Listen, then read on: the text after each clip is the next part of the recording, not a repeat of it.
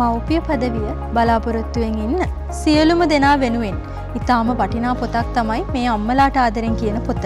දරු පැටියෙක් ගැන සිහින දකින සෑම දෙනා වෙනුවෙන්ම ඔවුන් දැනගත යුතු වැදගත්ම වටිනා කරුණු බොහොමයක් මේ පොතේ ඇතුළත් වෙලා තියෙනවා.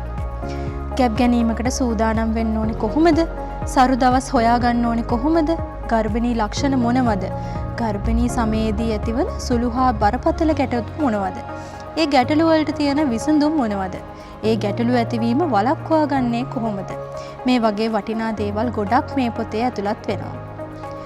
මවක් වීමට සූදානම් වෙන ඕනෑම කාන්තාවකට වගේම දැනටමත් දරු පැටියෙක් කුස දරාගෙන ඉන්න අම්මා කෙනෙක්ට මේ පොත ගොඩාක් වැදගත් වේවි කියලා මම හිතනවා.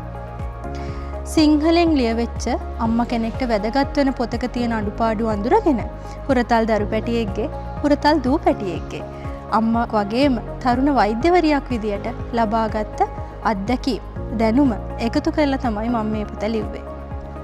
මේ පොත බෙදා හැරීම් කටයුතු සිදු කරන මමීයන්මි Facebook සහ Instagram page වල WhatsApp අංකය වෙන 070යි 432යි 81යි 84 කියන අංකයට WhatsApp පණිවිඩයක් එවලා මේ පොතේ ඔබගේ පිටපත අදම වෙන් කරවා ගන්න.